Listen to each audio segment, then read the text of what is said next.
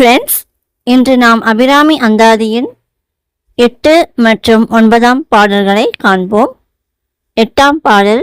சுந்தரி எந்தை துணைவி என் பாசத் தொடரையெல்லாம் வந்தரி சிந்துர வண்ணத்தினால் மகிடன் தலைமேல் அந்தரி நீலி அழியாத கன்னிகை ஆரணத்தோன் கந்தரி கைத்தளத்தால் மலர்த்தாள் என் கருத்தனவே.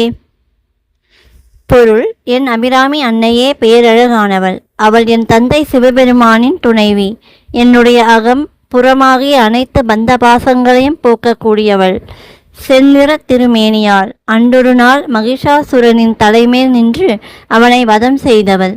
அகந்தையை அழித்தவள். நீல நிறமுடைய நீலி என்னும் கன்னியானவள்.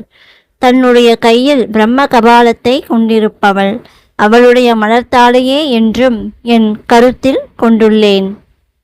9ஆம் பாடல்.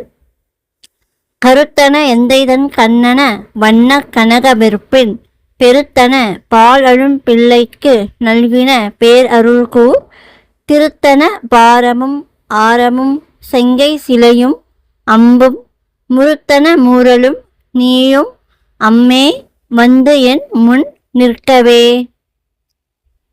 விளக்கம்: அபிராமி தாயே, என் தந்தை சிவபெருமானின் கருத்திலும் கண்ணிலும் நின்று விளங்கக்கூடியது பொன்மலையென மதர்த்து நிற்கும் நின் திருமுலையே ஆகும்.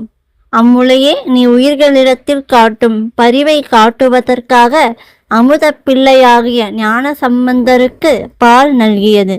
இப்படிப்பட்ட அருள்மிக்க கனமான கொங்கையும் அதில் விளங்கக்கூடிய ஆரமும் சிவந்த கைகளில் விளங்கும் வில்லும் அம்பும் நின்னுடைய சிவந்த இதழ் நகையும் என் முன் காட்சியருள வேண்டுகிறேன். இந்த வீடியோ உங்களுக்கு பிடிச்சிருந்தா லைக் பண்ணுங்க, கமெண்ட் பண்ணுங்க, ஷேர் பண்ணுங்க, சப்ஸ்கிரைப் பண்ணுங்க. Thank you friends.